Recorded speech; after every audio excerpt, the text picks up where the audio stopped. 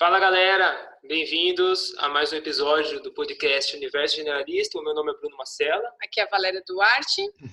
Sou Caio Rux Pirandelli e hoje a gente está com a segunda parte do episódio sobre abandono corporal infantil. Então, se você não ouviu o primeiro episódio, a gente convida vocês a voltar lá no episódio anterior e dar uma ouvida, porque esse episódio vai ser a continuação dos assuntos que a gente já vinha abordando lá. E a gente está aqui com o Zac Moreira, fisioterapeuta, e o Pablo Santurbano também. Dê um alô aí, galera, pro pessoal.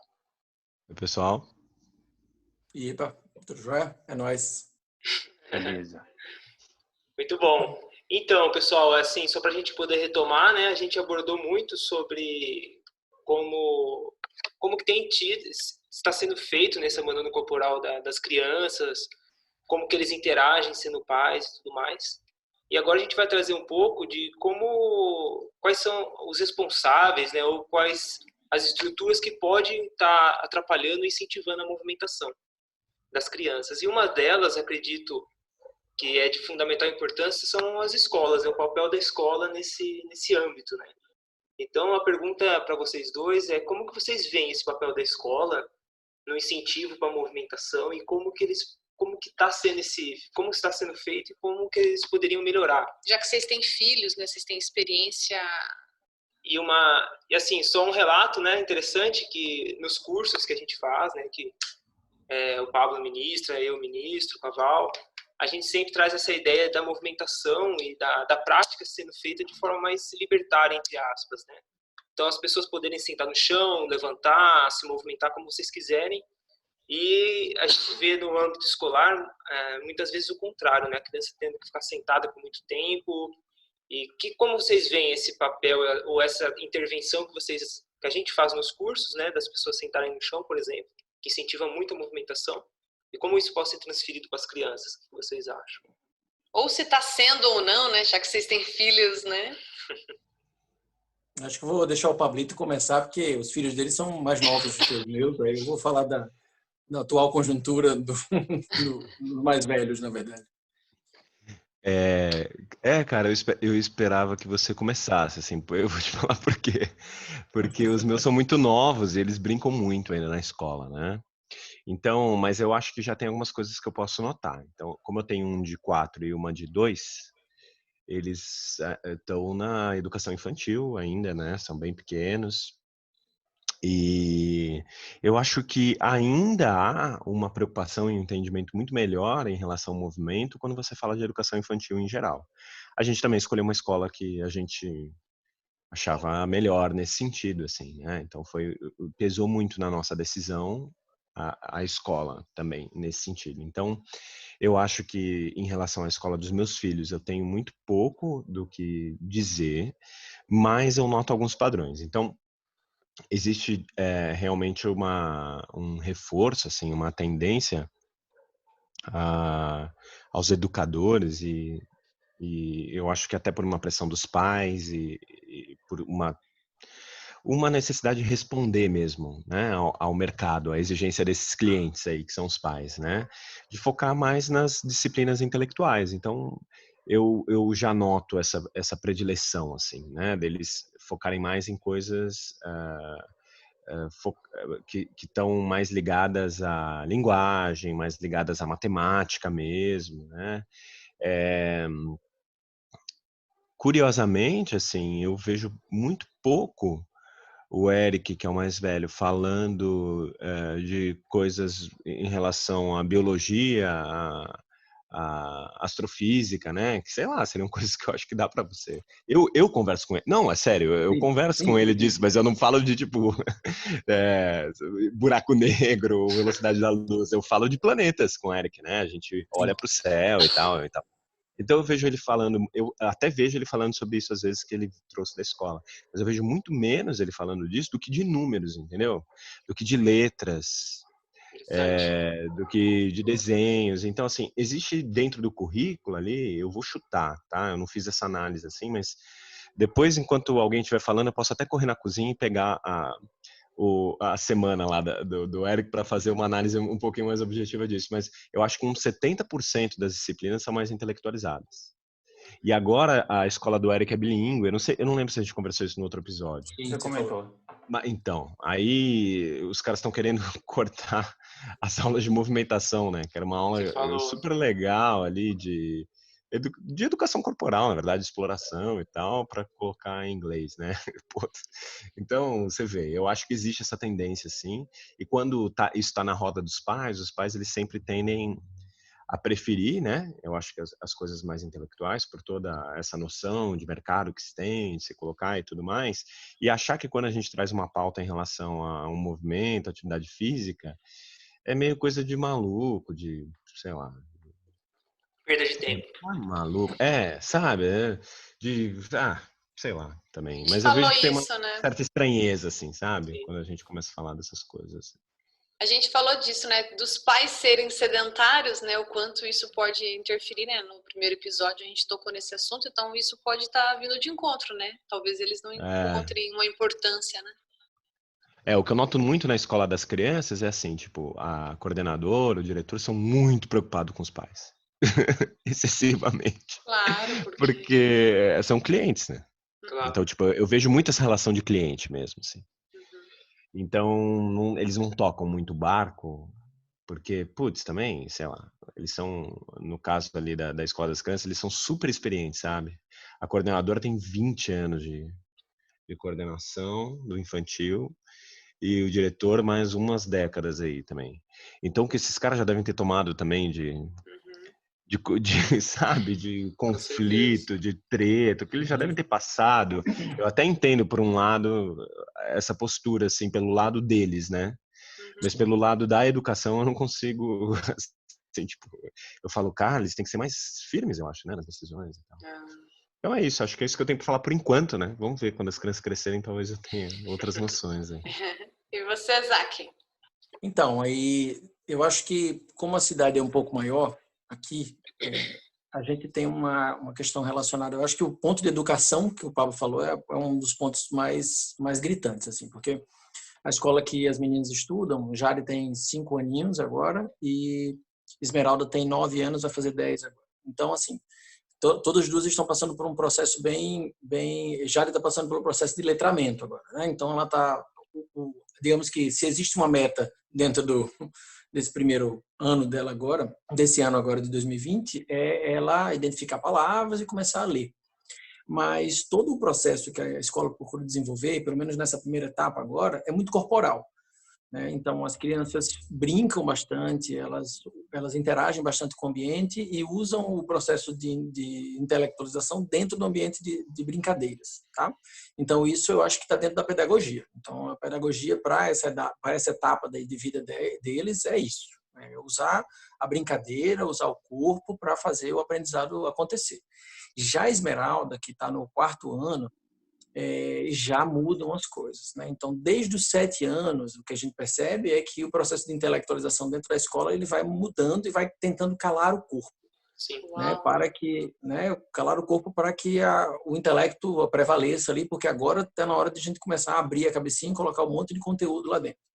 Então, nesse aspecto, a escola maior ela não difere tanto das outras escolas. Talvez pela quantidade de material difira um pouco, porque é uma escola construtivista que ela estuda, mas então a quantidade é menor, mas ao mesmo tempo você tem também, em relação a essa questão do abandono corporal, já começa a fazer isso, né? Tem os horários de recreio, tem um incentivo a brincadeiras antigas, eu acho isso bacana, eles brincam de queimado, estão brincando enfim, estava brincando de futebol, a Esmeralda estava brincando de futsal ontem, ela está me reclamando hoje que tomou um carrinho de um amigo, então eu achei bom. Ela disse, papai, carrinho não pode, né, papai? Eu disse, exatamente, carrinho não pode tomar, você tem que falar com ele. Pois ele me derrubou e tal. Então, assim, ela brinca de futsal com os amigos, então, e não é na educação física, é no recreio mesmo, na brincadeira. Então, ela usa muito o corpo dela e, assim, isso é uma coisa muito que vem de casa também. Eu experimento muito isso com eles, eu brinco de pegar no colo, de fazer malabarismo. Então, todo mundo já sabe que eu sou bem corporal lá. Eu sou um pai meio amacacado lá na escola. Mas isso também não me incomoda tanto, porque acaba que eu acabo incentivando também outras crianças a brincar. Também as amiguinhas e tal, vai percebendo isso. Mas eu percebo que é aquele ponto fora da curva que no final das contas precisa se educar realmente o corpo para ficar calado. Então agora já está na hora de se transformar numa mocinha ou num mocinho, entendeu? Ela já está com 9 anos, então eu sou completamente...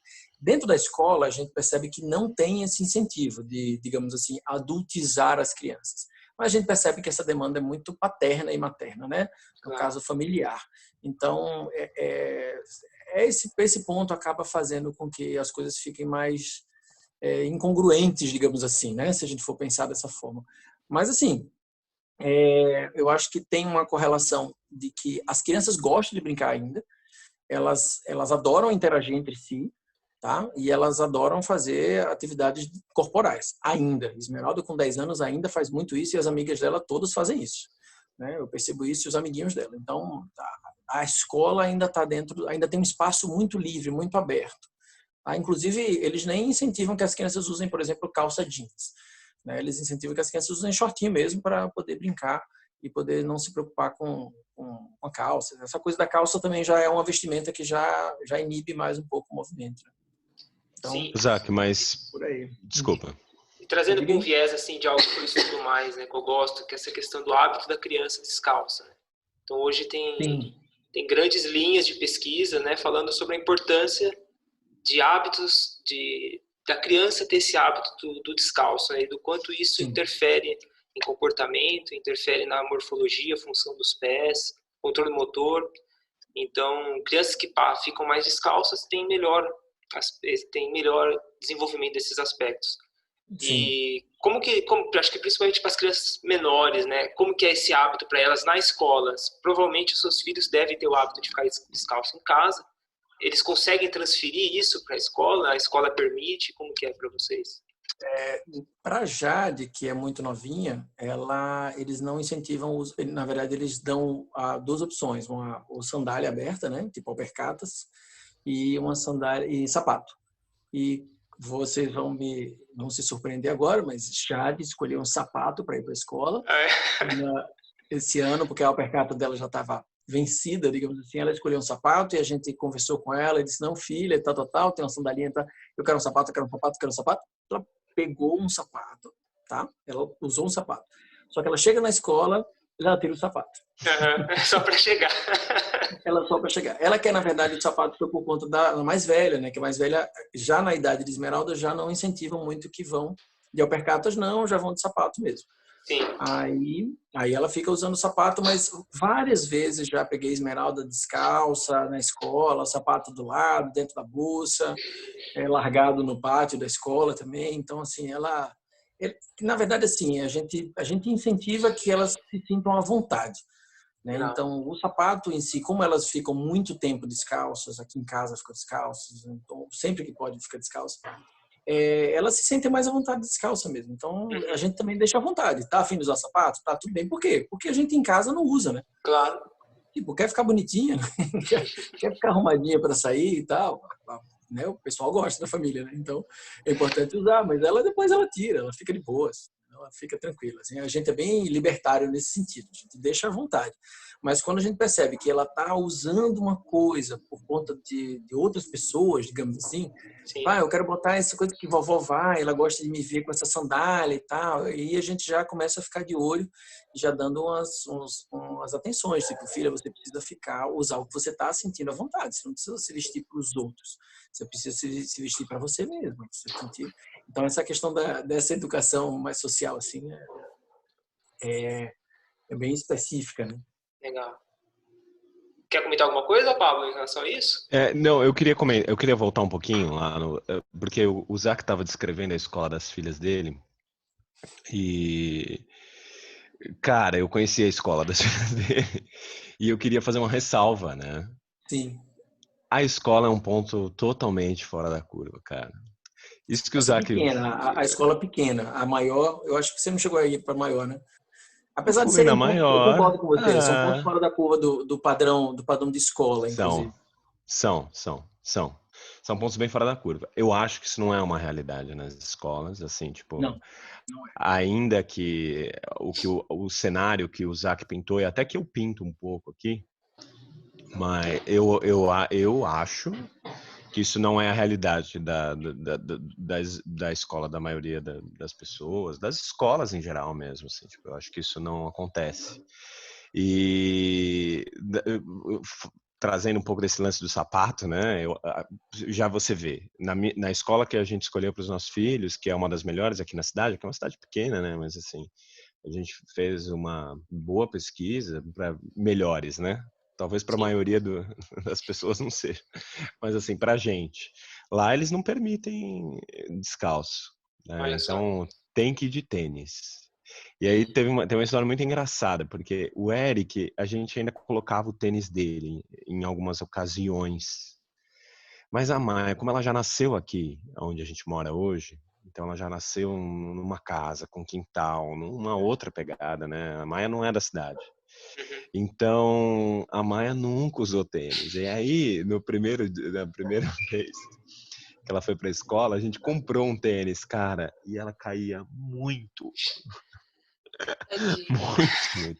Muito a ponto da professora chamar a nossa atenção e de que o tênis era ruim. Bom.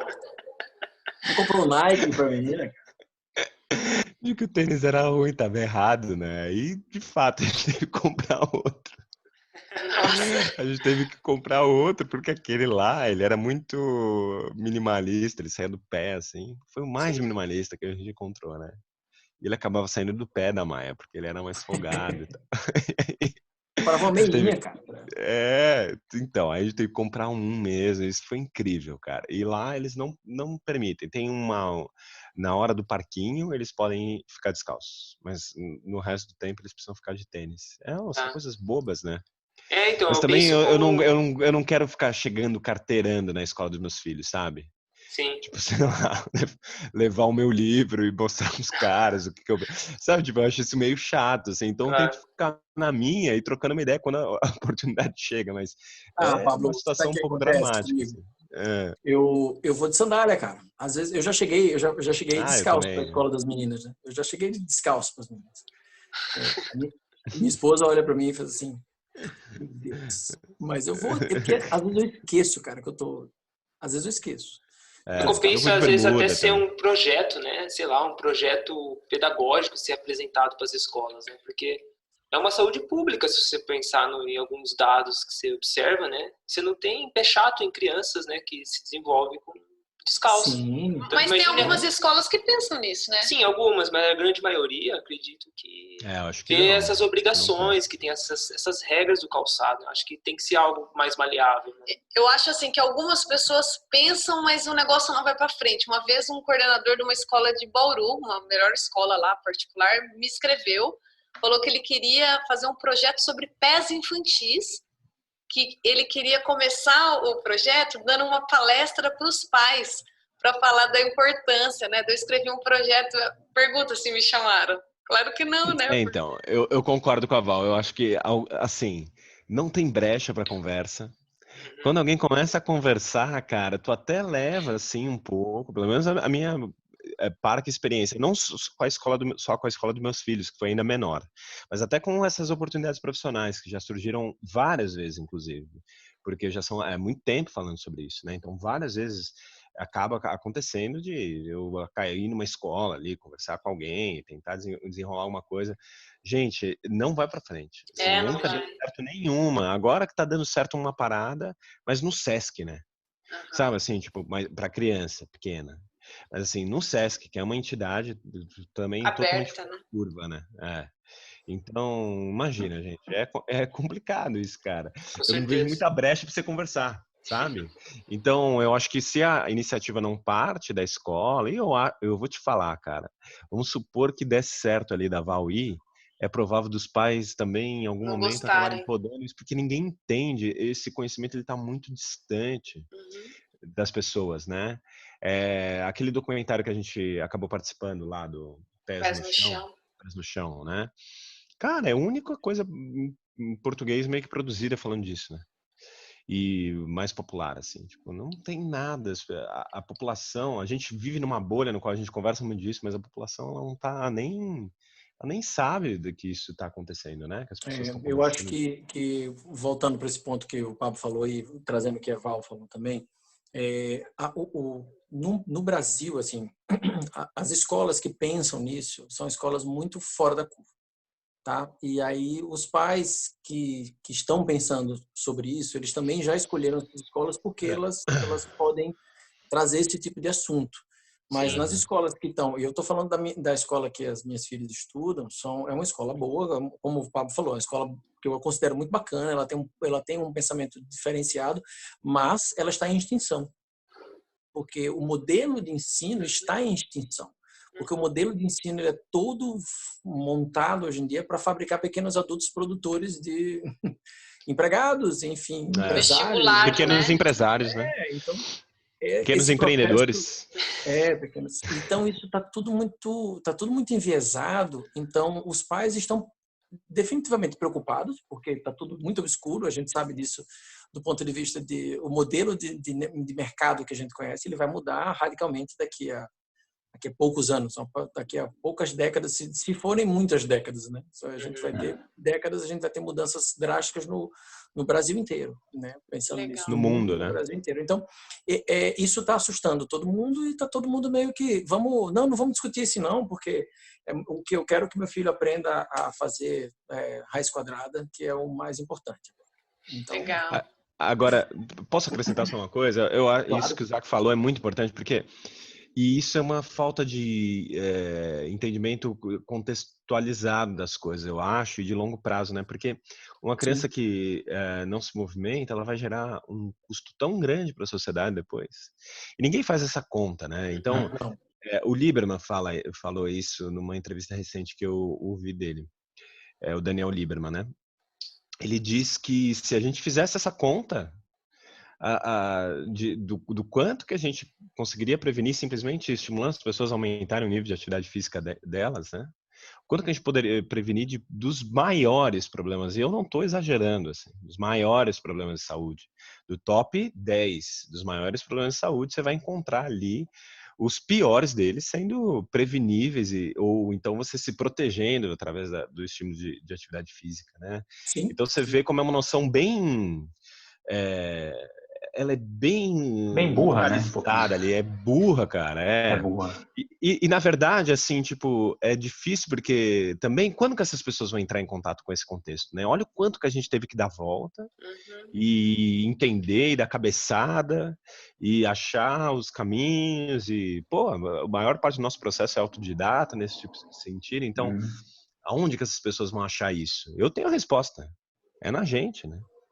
Eu acho que a gente precisa se preparar para fazer divulgação científica simples, acessível e começar a falar mais dessas coisas, né? Eu acho que é assim que funciona. E é muito doido, né? Porque o horizonte futuro em termos de gastos com saúde é se tornar impagável, né? Porra, eu imagino que sim, Hoje, cara. tipo, eu vejo com meus pais mesmo com um convênio médico, assim, downgrade, atrás de downgrade, até você chegar e falar, meu, não dá, nem vale a pena ter mais. Então, imagina, Sim. né, se isso vai piorar e você já tem uma geração como a nossa que já não teve tanto contato com uma parte de movimentação na escola também, ou desde a infância, a gente meio que resgatou isso ao longo do tempo, né? Sim. Assim, é bem burro, né? Porque vai ficar inviável, vai ficar impraticável. Então, acho que tem esse raciocínio um pouquinho linear e que não pensa a longo prazo mesmo, né? É difícil pensar a longo prazo e quando pensa em corpo, então acho que fica mais longe ainda. E assim, aproveitando, né? Eu acho que então, assim, no ambiente de sala de aula, o ambiente cotidiano da escola, né, já tem essas dificuldades, né, de mobilidade, de movimentação. E aí, quando chega na educação física, como diz a minha companheira, né, a Marina, ela fala, é o professor rola a bola, né? Uhum. Esse cara que chega, joga a bola lá e a molecada corre atrás. Né? O quanto que vocês acham que faz falta, principalmente na elaboração de uma aula, na elaboração de um conteúdo para as crianças, né, para a educação física, essa perspectiva evolutiva, né, dessa perspectiva de necessidades, de movimentação humana. O quanto vocês acham que faz falta, vendo a escola dos filhos de vocês hoje, a educação física como um todo, Vocês veem que está melhorando esse processo? Ainda é uma coisa muito engessada? É uma coisa que ignora por completo? Até a Val, né, pode falar um pouco também da formação dela como educadora física e esse gap que tem tanto na fisioterapia, né, da perspectiva evolutiva, mas dentro da escola você tem toda uma área, né, de educação física que poderia ser influenciada, e qual que seria o impacto disso para a educação física, ter essa perspectiva evolutiva, né? Eu posso começar? Eu tenho bastante para falar disso. Eu também tenho bastante. Começa aí, Val. Traz uma perspectiva da educação física, então, porque eu e o Isaac somos físicos, né? Então, olha, o que eu posso dizer é que não é de agora, viu, Caio, que isso esteja acontecendo, ainda mais dependendo do que a gente for falar, né? A gente está falando do quê? Escola particular? Então, escola particular a gente tem uma melhora um pouquinho melhor do que uma escola pública. Eu tenho experiência só de escola pública. Eu posso dizer, desde o momento que eu entrei até o momento que eu saí, eu não tive variação de movimentação a não ser futebol para os meninos, vôlei para as meninas. Só isso. Eu comecei a ter, para não mentir, para ser injusta, no último ano, no terceiro colegial, segundo colegial, que chegou um professor muito louco lá, que falou, vou contratar um caminhão de terra, vou fazer um campo de vôlei de areia nessa escola. E ele montou isso e começou a ensinar a gente a jogar tênis com uma raquete de madeira. Esse professor chama André e eu me tornei educadora física por causa dele. Eu já falei isso para ele, que ele mudou a minha história. Então, imagina, a gente está falando de uma história na escola pública e no último ano eu tive alguém que fez a diferença. Mas lá envolve várias coisas, né? Dinheiro, manutenção de espaço, então a bola furava, você ficava... Só tinha bola, daí às vezes a bola furava, você ficava 2 meses sem jogar bola. Então, e eu tinha professores ainda... Que desgraça, gente. E eu lembrava assim, 8ª série, professora... Eu só tô pensando o quanto é barato se movimentar, né? Porque não precisa de nada. Essa que é a perspectiva evolutiva, né? Cara, pode trazer... tinha professora que estava ainda na era militar, eu lembro assim de 8ª série, ela fazia a gente marchar na quadra. Então tinha tanta coisa para fazer e não se fazia, né? Então eu lamento muito, né? Que agora deve estar muito pior, assim, do que era na minha época, né? E essa parte evolutiva, não, a gente não tem na universidade. Então os novos professores de educação física, eles vão continuar replicando aquilo que eu vi na prática e sentir na pele, porque essa perspectiva evolutiva a gente não tem em nenhuma área da graduação e nem na pós-graduação, dependendo do que você for fazer. O interessante disso que você está falando, Val, é que Esmeralda chegou para mim na quinta-feira passada e disse assim, papai, ela estava passando ela faz atletismo na escola. Ela começou atletismo há 2 semanas atrás. Que demais! Legal. Aí tem um parêntese aí, ela estava fazendo atletismo e na escola é um campo bem grande e tal. E aí ela disse, papai, tomei uma bronca hoje da professora. Por quê, filha? Porque eu subi numa árvore. Que delícia! Aí eu falei, pô, filha, A professora falou o quê? Ela falou, não, filha, Esmeralda, desce daí. Eu disse, então não foi uma bronca não, filha. Só presta atenção quando ela estiver falando. Quando você não estiver fazendo nada, fica lá na árvore, tá de boa. Aí, esse foi fecha parênteses, eu estava levando ela para casa, que a gente mora bem pertinho da escola. Aí ela olhou para mim e fez, pai, sabe aquele cachorro ali? Aquele cachorro é sedentário. Eu disse, por que é sedentário, filho? Você sabia que nós éramos nômades, papai? Eu disse, como assim, filha? Fale mais.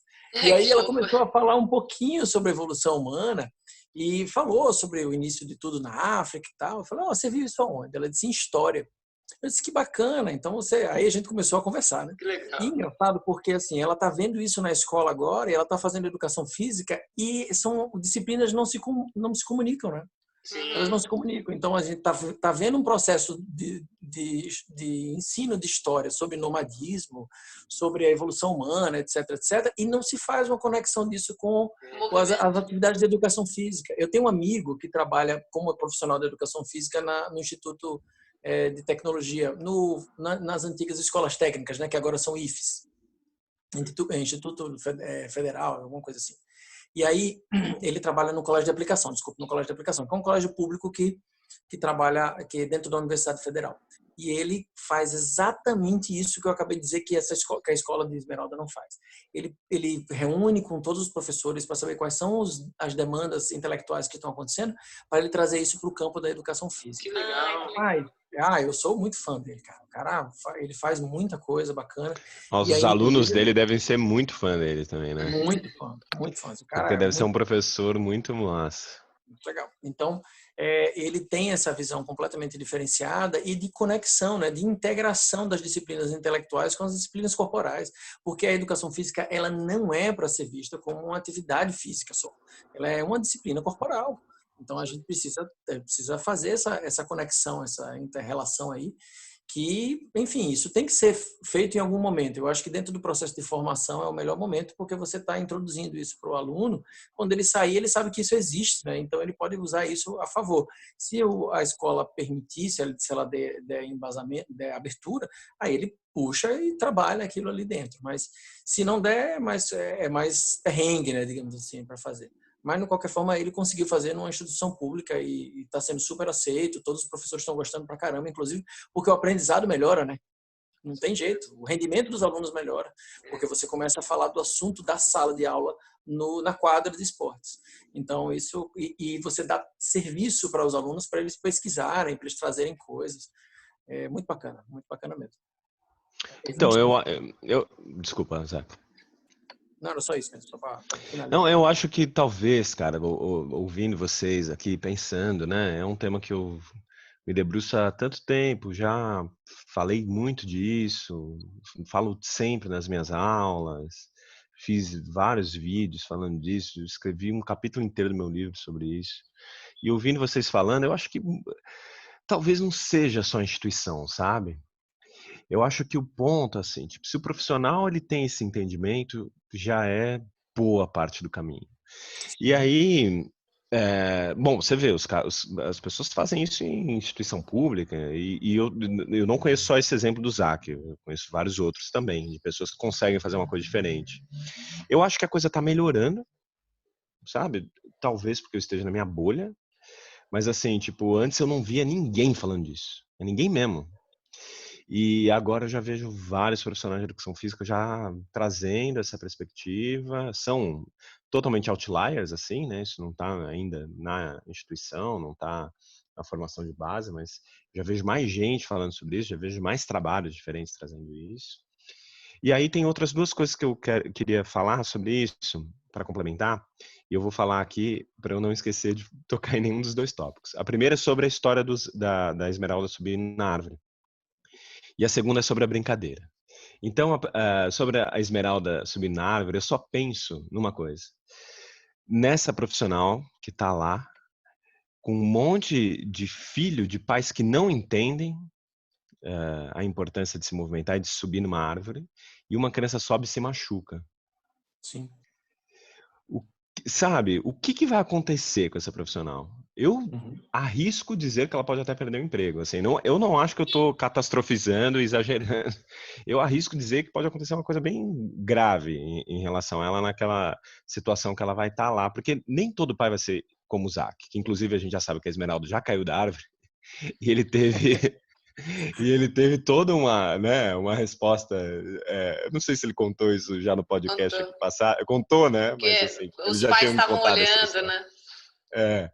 E nem todo pai vai ser como o Zac, né? Então, assim, se a Esmeralda caísse nessa semana aí, Zac, que você contou que ela subiu, tudo bem, cara, tu ia lá, tu ia trocar uma ideia, ela poderia até se machucar, você entender, eu acho que esse processo, né? Sim. Mas o que aconteceria se o filho do Joãozinho caísse, sabe? O que o Joãozinho ia fazer nessa escola, o que ele ia causar? Então, quando a gente tem isso que eu comecei a falar lá no começo desse episódio aqui, que é, no caso da escola dos meus filhos, né? Parece que a estrutura ali pedagógica é temente aos pais. Eu acho isso um grande problema mesmo. Talvez aí seja um problema. E talvez, de fato, eu não, assim, não quero aqui advogar contra a escola particular, tá? Porque eu acho que tem uma série de vantagens e eu nem sei se toda educação de fato deve ser pública. Eu não quero chegar nesse mérito aqui. Mas acho que de fato o ponto de a gente ter clientes ali dificulta um pouco essas coisas mais, digamos assim, diferentes aos olhos das pessoas, né, que não estão acostumadas com isso. Então acho que isso é um ponto Flexibiliza, né, que deve Pablo, eu ser acho. é, Flexibiliza regras, né? Um pai reclama, não, então vamos para cá, né? é isso que eu mais vejo na escola, sabe? É isso que eu mais vejo. Assim, tipo, se eu tivesse um ponto a reclamar, talvez da escola, e só um, assim, eu acho que eu escolheria esse, porque eu acho que falta mais autonomia mesmo para eles decidirem, baterem o pé e meio que tocar o barco sem ter o risco de perder aquela matrícula, né, daquela criança, porque eu acho que no final das contas é isso, porque se um professor perde um aluno, no final das contas o diretor vai lá e vai dar uma carcada nele e se ele perder 10, ele vai sair, nenhuma escola vai ficar sem, entendeu? Então eu acho que são pontos que devem ser considerados. Então a outra coisa que eu falei era a brincadeira. Bom, não sei se vocês querem acrescentar algo em relação a isso, antes de eu falar da brincadeira. Não. Não, então. E aí eu acho que a gente tem, eu falo isso muito para os meus alunos, né?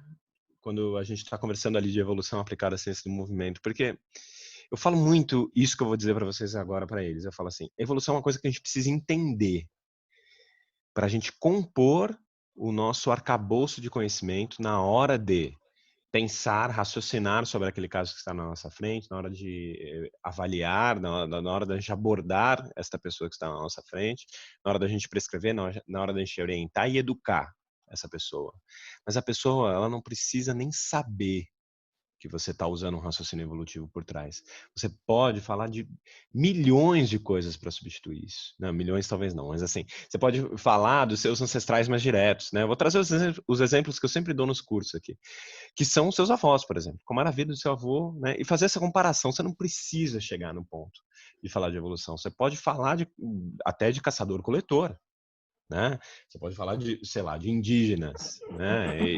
Ou você pode falar de criança. Quando você estiver conversando com alguém sobre o raciocínio evolutivo, você pode abordar quase todas as coisas falando do comportamento de uma criança, natural de uma criança. Então, dito isso, eu acho que às vezes um caminho mais fácil para a gente começar a introduzir isso no sistema de ensino seja por meio da brincadeira. Porque a brincadeira física é algo que as crianças estão perdendo. Os meus filhos, eles são ETs nesse sentido, perto de grande parte dos amigos deles, né? Eles não estudam numa escola, por exemplo, eu acho que tão aberta com a escola das filhas do Zac para isso, né? Então, mesmo perto dos amigos da escola, os amigos aqui, de onde a gente mora, né? Eles são ETs nesse sentido, porque eles dominam muitas brincadeiras físicas, né?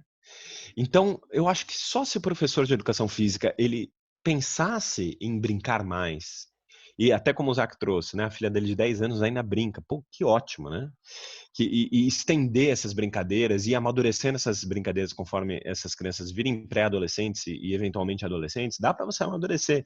Gente, nós brincamos nas nossas práticas, né? Nós brincamos nas nossas práticas aqui físicas, né? A gente tem a oficina aí que a gente se encontrou, pelo menos o Caio, a Val e o Bruno estavam lá. O Zac é um grande brincalhão em relação ao movimento, né? Ele domina essa expertise, eu acho, de brincar e fazer adultos brincarem ali em relação ao movimento. A gente faz isso. Então, eu não consigo ver como isso não é aplicável para crianças, adolescentes e pré-adolescentes. Pré-adolescentes e adolescentes. Eu não vejo como isso não pode ser aplicável. Eu acho que só falta mesmo esse entendimento. E aí, trazendo a experiência lá da escola das crianças, nesse sentido, a professora de educação física, ela é incrível, assim. Ela faz vários brinquedos com as crianças. Eles estão fazendo sapato de lata. Eles fazem coisas com madeira. Sabe, assim, é incrível as brincadeiras que eles criam. Brincam muito com pneu, com madeira. Então, é tudo, assim, a aula de educação física ali, ela é voltada muito para a brincadeira. Então, quanto a isso, eu não tenho o que reclamar, de fato, assim, na escola que os meus filhos estão, porque eles brincam muito, apesar de eles não terem uma perspectiva evolutiva, que também seria massa, né? Imagina a gente conseguir contar a história ali na série da Esmeralda, né? Dos nômades fazendo, sei lá, simulando uma movimentação na savana, né? Que massa que seria para as crianças. A modelo do que foi aquele evento ali no Sesc ano passado, né? No começo do ano passado. Então, imagina que legal que seria, né? Mas eu acho que nem precisa chegar na evolução. Eu acho que só de resgatar brincadeiras de rua, sabe? Essas brincadeiras, assim, físicas com objetos mesmo, coisas manuais mesmo, acho que podem estar incluídas na educação física, né? Você fazer um brinquedo e brincar com ele fisicamente, assim. Eu acho que tudo isso são possibilidades. E aí a educação física, ela vem tendo o seu tempo diminuído, eu acho que como a gente falou no outro podcast, mas se você que está escutando a gente não sabe, né? A educação física ela está sendo excluída sorrateiramente do currículo, né? Então eu acho que isso se torna cada vez mais difícil, mas por isso mesmo, né? Então se o profissional tem vontade, eu acho que é bem simples, assim, é só a mensagem alcançar ele, né? Legal, Pablo. Eu queria fazer um gancho com isso que você disse, que a brincadeira ela pode ser estendida, né, para outras faixas etárias. E quando a gente pensa assim em abandono, né, motor infantil, a gente vê que as crianças estão se movimentando menos. Mas ao mesmo tempo, a gente vê adultos que têm uma super necessidade de se tornar, por exemplo, um esportista de alta performance trabalhando 12 horas por dia, né? Você tem alunos na sua assessoria, sim? Eu ia falar isso. Alguns. Então, eu trabalho com corredor, eu observo isso, né? Que falta o quê? Habilidade motora básica. Que se essa criança estudasse na escola dos filhos de vocês, talvez ela não teria, né? Então, queria que vocês falassem um pouquinho disso, né? Esse abandono infantil e adultos que são essas crianças que foram abandonadas, querendo ser atletas de alta performance. Essa conta, para mim, não bate.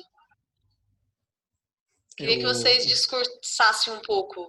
Eu falar um pouco, porque eu acho que entra um dos pontos que o Pablo estava falando anteriormente, que foi da questão tanto da brincadeira quanto da escola, né, da questão das demandas que a escola tem que suprir para os pais e, né, tem que dar essas demandas. Os pais dão muita demanda para a escola tem que suprir isso, né, se sentem na necessidade, inclusive por uma questão de sobrevivência financeira. Sim. E aí ela acaba não tendo autonomia para fazer isso. E aí a gente falando um pouco sobre esses pais, né? Aí a gente vai para a questão da história da árvore lá de Esmeralda. Eu como para as crianças, por exemplo, que frequentam a nossa casa aqui, e festinhas de criança, e reuniões com os amigos e tal, eu sempre tenho uma pirâmide de bambu, né? Lá no sítio do meu sogro, que é geralmente o local onde a gente vai, que é um sítio, mas não é muito distante, é bem urbano. O local, o Pablo foi lá, e aí a gente tem bem legal, uma pirâmide de bambu lá. Como é, Pablo? É bem legal, foi bem legal. Então a gente tem uma pirâmide de bambu lá. Então essa pirâmide foi instalada lá em 2015, foi quando eu fiz o curso e aí acabei montando uma pirâmide lá, dei de presente de aniversário para Esmeralda. E desde então ela não se desfez mais, está por lá. E é bacana porque o que é que acontece? Os pais que levam os filhos para lá, imediatamente os meninos ficam loucos pela pirâmide, elas querem subir. E aí os pais imediatamente ficam com medo da criança cair. Aí eu tomo algumas atitudes, né? Eu coloco a pirâmide no meio da grama, no caso, se as crianças caírem, elas vão cair na grama.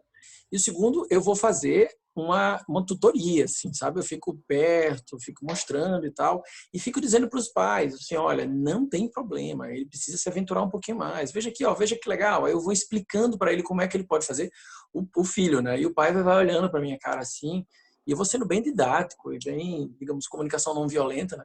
Para a coisa acontecer de uma forma natural, para o pai perceber que é importante que o filho explore ambientes diferentes do que ele está acostumado a fazer, mesmo que isso gere um pequeno risco a ele, né? Um risco de cair.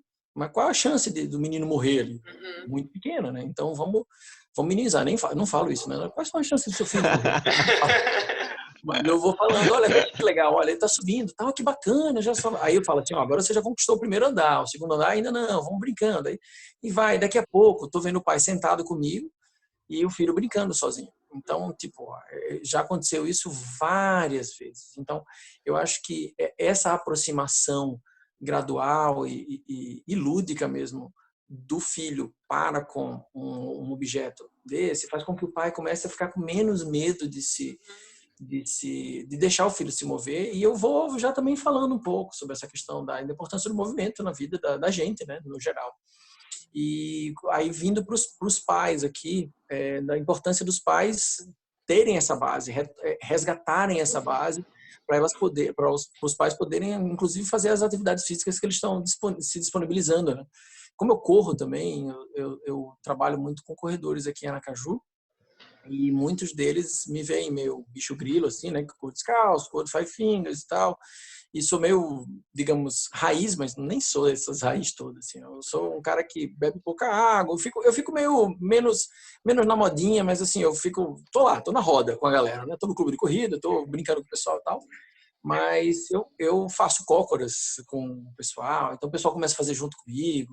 Então, tem essas coisas da gente ir catequizando devagarzinho as importâncias das coisas, para que as pessoas vejam que existe uma outra forma de se fazer a parada. Você precisa, e se você está tendo dificuldades com o teu corpo hoje, é porque você deixou de trabalhar algumas bases, você precisa resgatar essas bases. E o processo é muito mais simples do que necessariamente. Hoje eu estava pensando sobre isso, assim.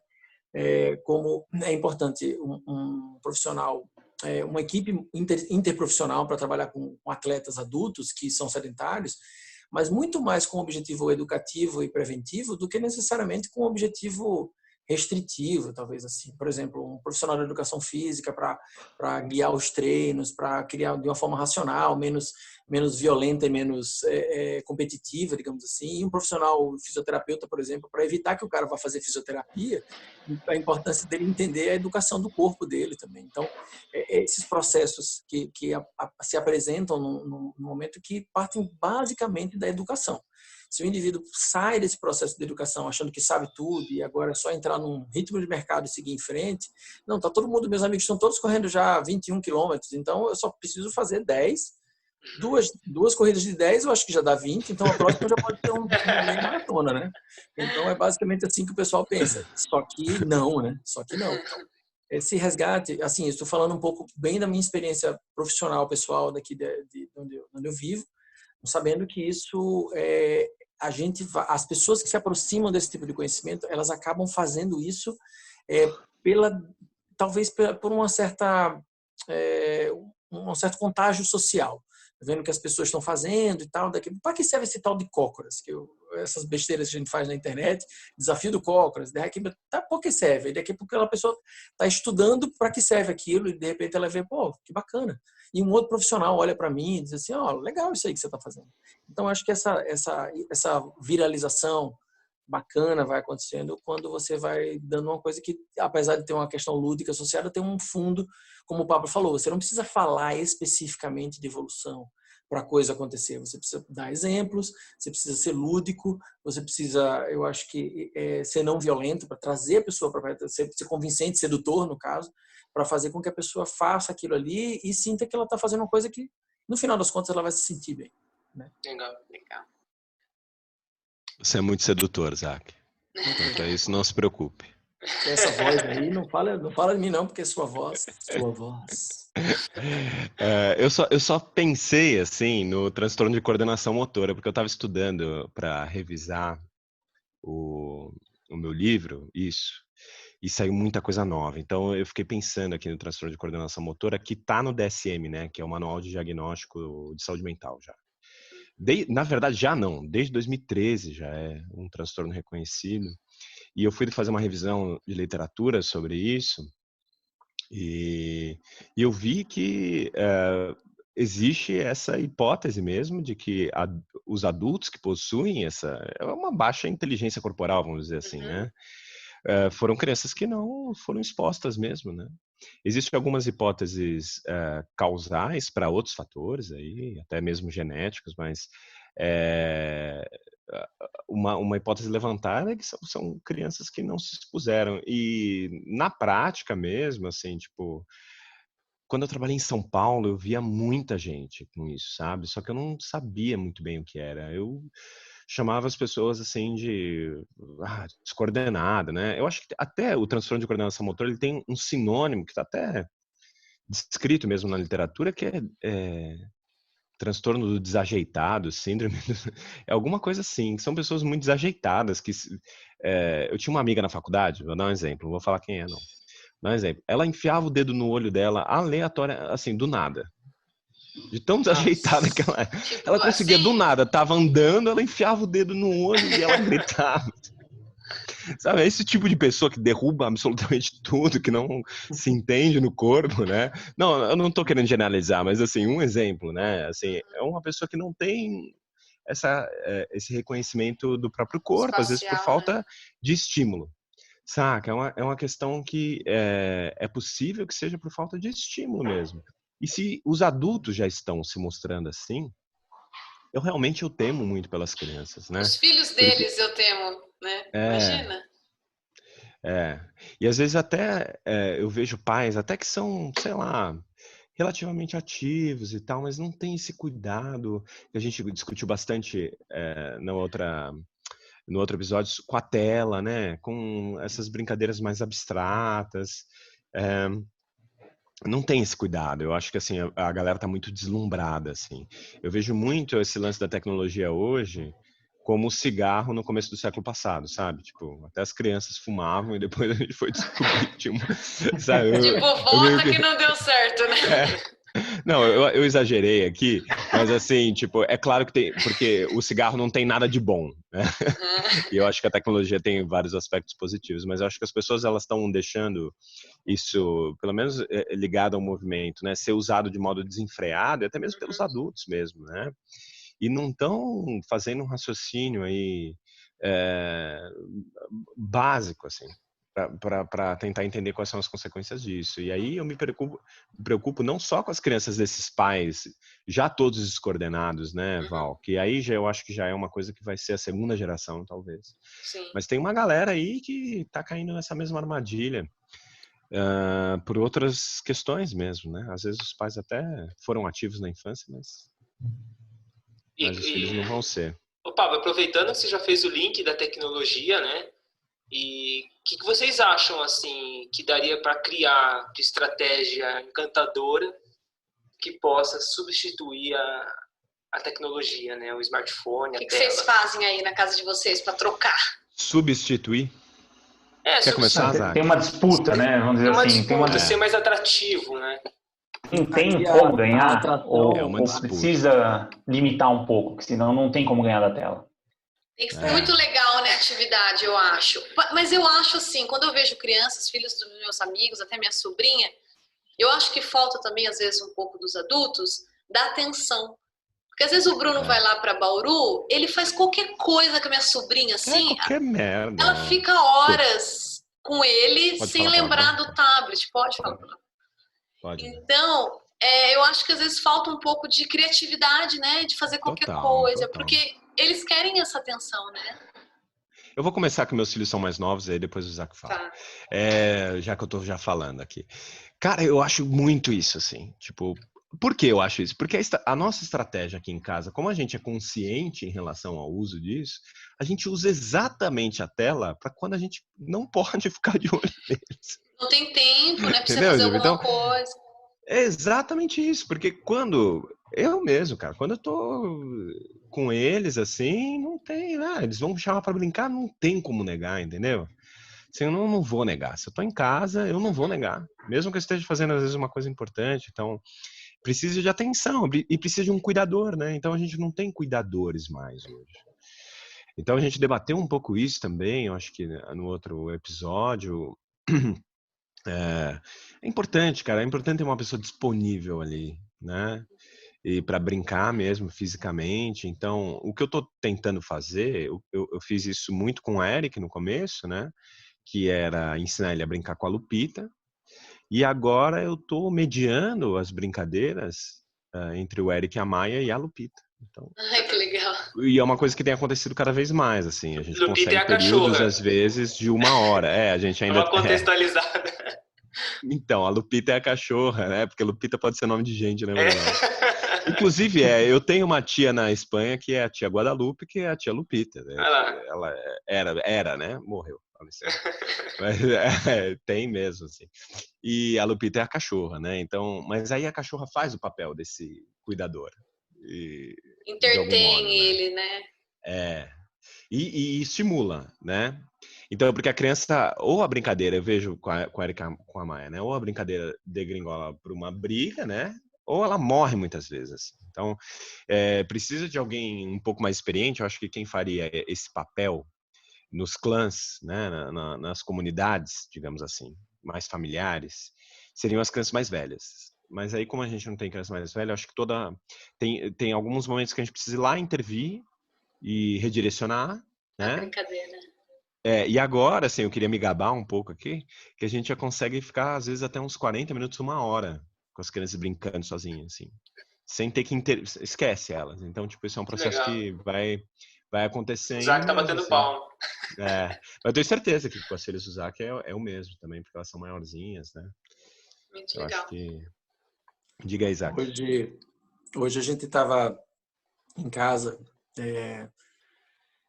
Thaisa tinha ido, minha esposa tinha ido ter uma reunião, aí ela saiu, eu fiquei com as meninas, e aí Jade tem 5 aninhos, eu fiquei brincando com Jade, e Esmeralda tinha voltado do atletismo, foi tomar um banho e subiu, aí foi pro computador. Aí no computador ela vai assistir Netflix, o YouTube é limitadíssimo aqui, eu fico sabendo o que é que ela vai ver do YouTube para poder liberar. Aí eu falo, ó, Netflix tá, e ela vai. Ou tem um joguinho também que é online, que é Roblox, que é um joguinho de construção de casa, tipo o Minecraft da vida. Eu fazendo também monitorado, né? E aí entrou 5 horas da tarde. Aí às 5h30 eu falei, Esmeralda, larga a tela. Aí ela já sabe. Tá bom de tela por hoje, filha? Mas, pai, já? Eu disse, sim, já.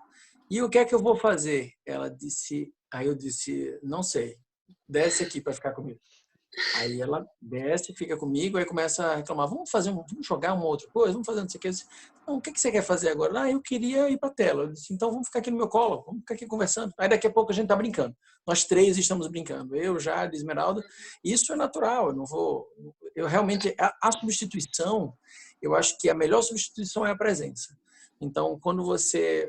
Porque você... É o que o Pablo falou, assim, a tela é para ser utilizada quando você não tem como dar atenção para a criança ali naquele momento. Você está trabalhando, você está fazendo uma coisa, então, às vezes, inclusive, eu estou aqui gravando com vocês do lado do computador onde Esmeralda fica, tem o meu computador, então eu sento aqui e ela fica aqui do meu lado. Então, eu fico sabendo o que é que está rolando e ela vai me mostrando as coisas e tal, então, para ficar próximo mesmo. Com a pequena, quando a pequena está junto, é mais difícil, porque a pequena é muito mais corporal, né? Com 5 aninhos de idade, então ela quer brincar e correr para cima e para baixo, tá? Então é mais complexo. Esses 40 minutos aí, que o Pablo falou, aqui em casa, às vezes acontece mais, né? Rola várias vezes das Mais meninas até, né? ficar, bem mais, quando elas não brigam, né? Quando rola briga, aí o bicho pega, a gente tem que intervir lá, porque a gente não tem a Lupita no meio do caminho. Mas o que eu queria falar era basicamente isso, a questão da presença, assim, é a importância da gente estar presente para substituir a tela. Assim. O Vitor Carrara, né, o Vitão, falou isso no podcast com vocês aqui. O problema não é a tecnologia, é o que a tecnologia tira. Né? Assim, o excesso de tecnologia, você deixa de estar, por exemplo, é como se a gente bastasse essas reuniões pelo celular para a gente se encontrar. E não precisa encontrar com a Val, com o Bruno, com o Caio, nem com o Paulo, não precisa não, a gente já se fala pela internet e não é a mesma coisa, a gente sabe disso, porque tanto é que a gente dá sempre uma desculpa para a gente se encontrar. Né? A gente precisa se encontrar, então a gente marca em algum momento para a gente se encontrar. Marca um casamento. Um casamento, né? Novembro, inclusive, hein, galera? Já se preparem aí, novembro. Eu tava aqui pensando, nossa, quem vai casar, né, em novembro? Não, ninguém vai casar. Eu não vou dar spoiler aqui na internet, mas em novembro, hein? Prepara. Boa! Se o Pablo falou tá na internet, é verdade. Com certeza. Muito legal, muito bom. Então, eu queria só acrescentar uma história engraçada. É um podcast, eu acho que a gente pode contar histórias engraçadas. Né? Eu tô aqui eu tava numa situação terrível com as crianças, assim, tendo fazer um monte de coisa. Aqui em casa, tô sozinho com eles. E eu coloquei o filme predileto deles, porque a gente tem os clássicos da Disney num pendrive na televisão, para não ficar pondo esses desenhos alucinados também, né? Porque é uma coisa que a gente tá sempre olhando também, qual tipo de desenho que eles estão vendo. Tem uns desenhos que, as crianças ficam surtadas, é uma epilepsia. Por causa das músicas, das cores, né? É muito agitado, é muito rápido, sabe? Então a gente sempre busca. E os dois amam 101 Dálmatas. Só que eles já viram muitas vezes, né? E eles estavam com tanta vontade de brincar, eles estavam, assim, me atazanando e eu não tava dando conta dessa situação. Tava realmente, assim, numa situação acho que só os pais sabem, né? O que é essa sensação de não estar dando conta das Socorro. crianças. Assim. Arregou. Cara, assim, é um desespero. Tipo, é que nem sonhar que você tá pelado na escola, sei lá. Tipo, é uma coisa que você não consegue ver muito a sério. É assim, é uma coisa que vai batendo, uma coisa primal em você, né? E aí eu coloquei eles pra se ver o 101 Dálmatas, só que eles estavam numa energia tão frenética, física, cara, que não deu, assim. Não deu. No final das contas, a televisão ficou rolando na sala e aí as crianças ficaram brincando comigo na cama, cara, de lutinha. Perdeu pro 101 Dálmatas. Perdi, cara, perdi. Ganhou, Não na deu pra verdade, fazer o que né? eu tinha Você que ganhou fazer. do 101 Dálmatas. Ganhei. Então, e o Vitão fala aí. O Vitão falou isso antes dele ter a Ive pra mim. Uhum. E eu acho que ele, como um cara brilhante que ele é, né, acertou já desde o começo, antes dele testar isso na Ive. Ele dizia que você precisa estar fisicamente ali, assim, e se o entretenimento, né, o convite for físico, ele vai ganhar, né? E vai. Você quer fazer um teste? Você põe umas crianças até elas vendo um filme que elas estão super entretidas. Senta do lado delas e começa a fazer uma palhaçada.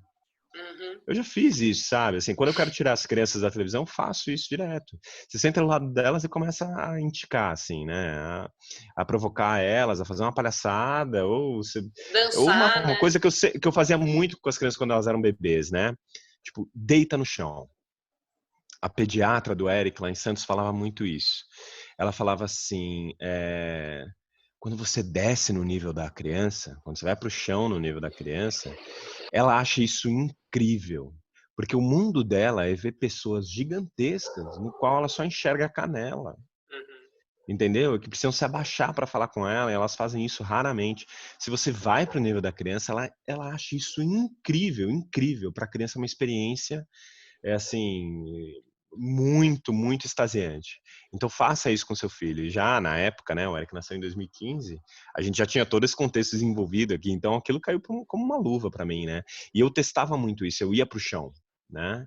E aí, cara, o fato de você colocar o corpo de um adulto no chão, esse corpo de 1,80 m no chão, é muito impactante para a criança. Então façam esse teste, se você está ouvindo aí, faz esse teste, né? Especialmente É para o as crianças mundo de Gulliver, menores. né? Porque cara, e eu tenho eu entendi muito isso, porque quando eu voltava nos lugares que eu vivia na minha infância, eu achava aqueles lugares muito menores. Eu não sei se alguém já teve essa sensação. Eu já Verdade. tive essa situação. Eu sempre achava aqueles lugares muito menores. A própria casa que a minha mãe vive até hoje foi a casa que eu cresci. E eu entro na casa da minha mãe e falo, nossa, como isso é pequeno, né? Uhum. E eu achava aquilo assim, gigantesco, cara, gigantesco. Então eu acho que isso faz muito sentido mesmo. Eu acho que o mundo da criança, né, ele é um mundo gigante. Verdade. E aí, quando você pega esse corpo de 70 quilos, de 1,80 m e põe ele no chão, é muito impactante, cara, para uma criança pequena, de 20 quilos, sabe? De 1 metro. É muito impactante. Mas eu vou, assim, já encaminhando, né, para uma finalização aqui. Eu acho que tem uma questão também de quando, né, eu acho que o Zac já tinha comentado sobre isso, essa questão dos outros pais verem quando você deixa os seus filhos mais à vontade subindo em árvore, ou seja lá o que for, essa questão de ver o pai como imprudente, né? E eu lembro também que o Victor já trouxe uma discussão sobre essa relação entre risco e perigo, né? A diferença entre essa relação em risco e perigo, e que muitas vezes o não entendimento disso gera uma superproteção dos pais, né? Então acho que eu queria juntar tudo isso numa pergunta só, numa perspectiva só, para a gente finalizar também, e como a gente pode entender essa relação de se é imprudência, se não é imprudência, qual é, né, quais são os limites disso e o impacto de você não entender isso e ter uma superproteção, né, com os filhos. Quer começar, Zac? Posso falar. O processo, pensando evolutivamente também, né? Eu acho que agora, se você pensar no tamanho da prole das pessoas hoje em dia em relação ao que a prole que existia anteriormente, a gente tem uma prole muito menor, muito mais restrita, né? Então, quem tem dois tem um, quem tem um não tem nenhum, né? O pessoal fala do ponto de vista de passagem dos genes adiante, essas coisas todas, a gente tem um mundo muito mais urbanizado e com menos filhos. né? Então, isso faz com que os seres humanos sejam mais tementes, digamos assim, à morte dos filhos, e aí faz com que armadilhas como a superproteção acabem acontecendo. Só que essa questão que o Vitão falou, assim, o risco e o perigo. Assim, existem riscos e existem o perigo mais gritante. Assim. Então, eu acho que quando a gente, e a gente falando como pai, né? Quando o pai, a mãe, enfim, os genitores acabam explorando mais essas potencialidades corporais, eu acho que quando usam mais o corpo, quando sobem em árvore, quando escalam, quando usam o corpo de uma forma menos tradicional, menos controlada, digamos assim, você já sabe um pouco dos perigos que você se submete, né? Se você se expõe. Então, você, quando vai expor seu filho a isso, é importante você entender que se ele não tem uma base para isso ainda, então é importante que você esteja muito próximo dele.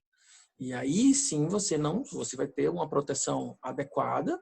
Eu chamo até de uma tutoria. Você fica próximo, você não precisa estar segurando na mão o tempo inteiro. Até para a criança poder entender que ela consegue fazer sozinha. Muitas coisas ela consegue fazer sozinha. Só que tem algumas crianças que são mais afoitas, enfim. Aí você tem que saber ter o bom senso de entender especificamente o que é que você pode fazer para você deixar a criança seguir o caminho dela e poder ajudar quando for necessário.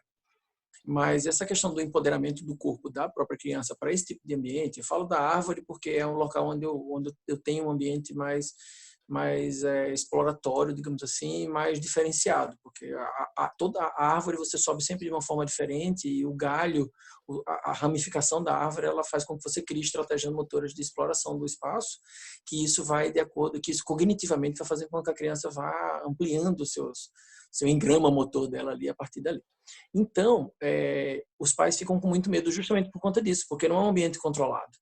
Né? Então, tem risco de cair? Tem risco de cair. Só que aí, se a criança está subindo alto demais, você não tem segurança para isso, ou você sobe junto com a criança, para você se sentir um pouco mais seguro, mais próximo dela, ou você fica exatamente embaixo da criança, caso ela caia, porque você vai segurar a criança.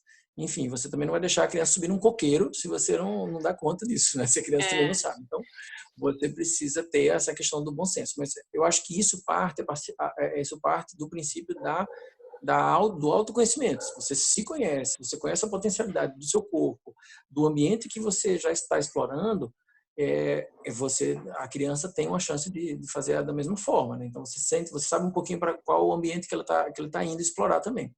E é importante que você explore junto. Eu ia falar exatamente isso. E tem o ambiente também de domicílio, né? O ambiente dentro de casa, né? Então, sei lá, tem muita coisa dentro de casa que é contra o movimento e prejudicial para a criança. Né? Muita quina, muita coisa que pode derrubar, pode cair. Então, você tem um perigo no próprio ambiente, mas é que o ambiente também não estimula para a criança poder ser livre ali, né? Naquele espaço. Muitos objetos. E eu acho que também tem uma coisa, né? Eu acho que os pais, eles nivelam por eles, né? Então, como eles não têm essa habilidade, eles acham coisas que às vezes teriam um risco de perigo. Nem era tão perigoso, mas como ele não consegue subir na árvore, aquilo vira algo muito perigoso. E aí tá o problema. Um pouco de catastrofização mesmo, né? E eu acho que o pai fica achando, eu não dou conta de subir atrás dessa criança, caso essa criança suba. Né? Exatamente. Lembra que eu contei para vocês que eu estava na praia e tinha uma criancinha de uns 2 anos saindo correndo, a criança correu a 50 metros, assim, a mãe da criança entrou em pânico, que se a mulher desse um tiro de 30 metros, pegava a criança. Eu olhei o cenário e falei, ok, ela não ia conseguir correr se a criança corresse um pouco mais, né? Daí começa o quê? Se proteger e acho que atrapalhar um pouco o desenvolvimento natural da criança, né? Pablito? Cara, eu queria começar falando sobre isso da seguinte forma. Eu nunca achei que eu ia entender tanto o papel da estatística na vida de alguém depois do que eu fui pai. Eu me vejo hoje como um grande contentor de danos e minimizador de variáveis, de coisas que podem dar errado, e de criador de estratégias para diminuir os riscos, a probabilidade, né? Então, hoje eu penso muito em probabilidade, assim, quando eu tô com as crianças. E aí, putz, eu concordo totalmente com essa linha de raciocínio do Isaac, eu acho que é bem por aí mesmo. E vou um pouco além, porque eu acho que o ponto do cara ter experiência corporal. E aí, antes eu queria fazer uma advertência, porque eu acho que eu e o Isaac, a gente pode estar falando de coisas muito complexas em relação à população em geral, e depois talvez eu vou tentar dar uma simplificada nesse discurso, porque os nossos filhos sobem em pirâmide, em trapézio de circo, em árvore, entendeu? Eu acho que essa não é a realidade das crianças, assim, infelizmente, né? Então eu vou primeiro trazer essa minha reflexão e depois eu vou tentar trazer isso para uma coisa mais básica mesmo, uma criança que está se movimentando num ambiente mais seguro. Então eu fico tentando diminuir essas variáveis da seguinte forma. Primeiro, eu acho que esse ponto de você ter experiência naquele movimento é fundamental mesmo, porque aí você sabe, ou pelo menos passou por aquela situação e sabe o que pode dar de errado, minimamente pode dar errado. E você pode fazer coisas para tentar conter isso. Uma outra coisa é que isso vai te dar uma base de conhecimento sobre como fazer certo. E aí você pode passar isso, ensinar isso para o seu filho. Então eu vou muito nessas duas coisas, tá? Então primeiro assim, tipo, saber o que pode dar errado e tentar minimizar as chances disso dar errado. E depois saber as dificuldades e estabelecer uma pedagogia para passar isso para eles, né? Então, de acordo com a brincadeira, existem algumas regras que eles seguem, né? E uma disciplina que eles seguem que vai minimizando as chances dessas coisas darem errado. E aí eu acho que esse lance que o Isaac falou é bem isso, ainda mais quando a gente tem 2 filhos, fica muito claro, porque como os dois têm características diferentes um do outro, né? A gente vai tentando, assim, tipo, a gente sabe que, por exemplo, o Eric vai ter mais chance de fazer uma cagada num certo sentido e a Maia uma cagada no outro. Então, você vai tentando conter isso a partir do que você conhece dos seus filhos. Então, também eu acho que esse entendimento, assim, de quem é o indivíduo que está ali realizando aquele movimento é fundamental. Hoje aconteceu uma coisa, né? A gente mora num lugar muito tranquilo aqui, passa um carro a cada 2 horas, não, estou exagerando, mas um carro a cada 5 minutos na rua, se muito, né? Com certeza eu acho que é menos do que isso a média. E a gente deixa as crianças livres para se deslocar aqui e tudo mais. E hoje o Eric estava correndo, brincando de fugir, e ele foi em direção à rua. E nesse exato momento, estava vindo um carro, né? Ainda bem que aqui onde a gente mora a regra é andar 30 km por hora, né? E a maioria das pessoas tem filho, então a mulher freou muito antes, assim, pedi desculpa para ela, né? E usei essa situação para estabelecer mais uma regra aí com o Eric, que é bem difícil da criança entender quando ela está no clímax da brincadeira, né? Eu acho que essa é a maior dificuldade para tudo, né? Ou quando ela entra no clímax da brincadeira, que ela está mega empolgada, ela se lembrar das regras, ou quando ela está com muito medo, ela se lembrar das regras. Aconteceu recentemente do Eric subir numa parte da pirâmide que ele não estava acostumado e ele travou, ele ficou com medo.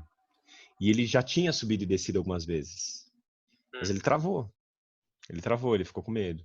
Então, saber trazer ele de volta para essa calma, na verdade, hoje meu trabalho com o Eric, assim, de pai, né, em termos físicos, muito é disso, é de saber fazer ele se controlar, assim. Legal. E de trazer essa calma para ele, sabe? Então, é muito psicológica essa parada, sabe? Dá uma segurança para ele, né? E eu desenvolvo muito isso com ele, né? Eu acho que eu já falei no episódio anterior que a gente tem a estratégia do respirar, que funciona muito com ele. E aí eu começo a conversar com ele nesse tom que eu tô com vocês aqui e de trazendo uma reflexão racional sobre aquela questão, sabe? Que ele tá passando e tal. E aí vou desenrolando isso. Isso eu tenho feito muito com ele, eu tenho feito diariamente isso com o Eric. E né? Funciona mais do que uma historinha, de você tentar fazer uma coisa assim, mais infantil? Agora, eu trabalhei isso com ele, porque ele é um menino com muita energia física, né? Então ele se colocava em risco muitas vezes, né? Quer ver, eu falei disso, hoje é terça. No sábado, ele subiu numa parte do muro aqui de casa, que ele não estava, muito alta. Então, por isso que eu acho que às vezes a gente tem uns filhos que eles, né, não representem muito a amostra geral, assim. Ele sobe no muro aqui de casa, eu estimulo ele a fazer isso, ele pula, ele sabe pular no chão, na grama. E ele subiu numa parte que é muito mais alta. Aqui, porque o muro de casa ele é inclinado. Aqui na casa que a gente tá morando, ele é assim, né? Ele vai inclinando, ele vai subir. E ele tava ali num lugar que ele travou de novo. Mas ele tinha capacidade física de fazer aquilo. Então a minha conversa com ele foi de que ele queria muito pular, mas ele não tinha coragem. E eu achava que ele podia pular, mas eu não queria fazer ele dar esse passo maior do que a perna sem ele estar confiante. No final ele não pulou, ele escolheu voltar e não pular, mas eu sabia que ele conseguiria pular, né? Então foi muito de eu ter essa conversa com ele. Agora sim, tipo, um adulto que não tem um senso de autoeficácia desenvolvido, que não tem experiência corporal, eu acho muito complicado, né? Então eu acho que pode começar pelo básico mesmo, assim. Explorar dentro do limite de segurança, porque isso que o Zach tocou é fundamental, cara, a gente criar essa empatia pelos pais, porque os pais têm 1, 2 filhos.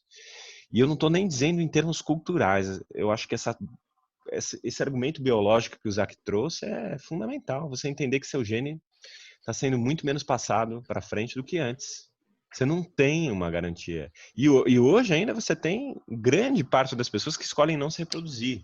E o seu filho pode ser uma delas. Então você tem um imperativo biológico aí de cuidado com a sua prole que eu acho que é justificável, né? Então a gente precisa criar essa empatia no cuidado dos pais, mas desenvolver esse limite da zona de conforto aí, né? Física em relação a isso. Então acho que nesse exemplo que a Val trouxe, que é um exemplo acho que sem muros, sem pirâmide, sem árvore, né? De você ir vendo o quanto você pode se deslocar para salvar o seu filho de um eventual perigo, que é real, que pode acontecer. O risco é baixo em determinados ambientes, o risco é mais alto em outros, e essa é a reflexão de risco e perigo. Que o Vitão, mais uma vez, eu acho que ele é o nosso guru, né? Porque ele né? Apesar de ser um cara que não se coloca desse jeito, ele traz coisas assim que são né? ensinamentos, são muito bons mesmo, né? E essa coisa do risco e perigo é mais uma vez certeira, né? Porque tem ambientes que vão ter muito riscos, pouco risco, e vai ter ambiente que tem menos risco. E a mesma atividade executada nesses dois ambientes diferentes, elas vão ter conotações totalmente diferentes para o perigo, né? Que essa criança está sofrendo. E quanto mais você aumenta a sua capacidade física enquanto pai, menos perigo a sua criança está sujeito. Quantas vezes eu já não salvei meus filhos em apenas 4 anos de paternidade por ser hábil, né? Ou assim, salvei, mas evitei de que alguma coisa acontecesse, mesmo que mínima ali, por ser hábil fisicamente, né? Sair correndo e pegar ele antes de uma queda. Eu lembro do meu pai, que não é nem um pouco hábil fisicamente, não era também, mas era mais jovem, né, do que é quando a gente era criança, ter salvo meu irmão do meio. O meu irmão do meio quebrou uma mesa de vidro e o meu pai ele conseguiu pular um sofá e catar o meu irmão antes dele cair no chão em cima do vidro. Então veja, ele viu a mesa quebrando, ele pulou por cima do sofá, ele fez um peixinho assim, sei lá, tipo, ele pulou e caiu de decúbito ventral assim e catou o meu irmão de 1 ano, nem isso, antes de cair em cima do vidro. Então, tipo, essa é uma cena que ficou gravada no consciente familiar, né? Porque todo mundo era uma festa de família, todo mundo viu e todo mundo fala, caralho, o Marco salvou o Pietro de uma situação, foi incrível, ele deu um puta salto. E a gente tá vendo que os pais hoje, meu pai tem o mesmo biotipo meu, assim, pesava 70 quilos, ele tem a mesma altura do que a minha, ele é um pouco mais baixo do que eu, ele deve ter 1,83, e ele é magrelo, né? Assim, resumindo para quem não tá me vendo e nem quem não me conhece, eu sou magrelo, gente, tá? Então meu pai tinha esse biotipo e hoje, e os pais, né? Como eles vão pular por cima de um sofá, sabe?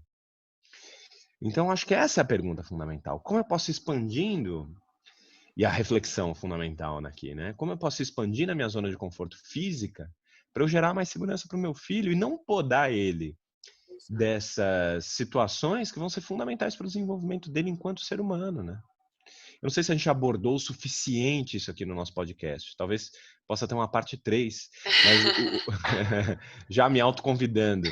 Mas assim, para 2021, tá, gente? Não vai sair em 2020. Eles vão lançar esses 2 episódios, em 2021 a gente lança a parte 3. Mas falando do quanto que o físico é importante para o desenvolvimento de um Homo sapiens. Nossa, isso é maravilhoso. Eu acho que isso seria uma pauta importantíssima, né? Porque é por isso que a gente está conversando disso, viu, gente? Sim. A gente demorou aqui 4 horas, juntando os 2 episódios, sei lá quanto tempo, mas eu acho que o motivo é esse. Ô Pablo, e pegando um gancho no que você disse, o lance não é proteger a sua criança, mas talvez se preparar fisicamente para que ela explore de uma forma mais livre. Mas se precisar, você tá ali, né? Se precisar, você tá lá. Exato. Eu acho que cara, eu tô numa situação que eu tô um pouco mais incapacitado fisicamente esses meses aqui, e eu vejo quanto, e tem pessoas assim, que vivem assim a vida inteira, sabe? Então, tipo, cara, não estar como pronto, ser né, um pai sem estar pronto, sem poder estar pronto? Exatamente, não é isso.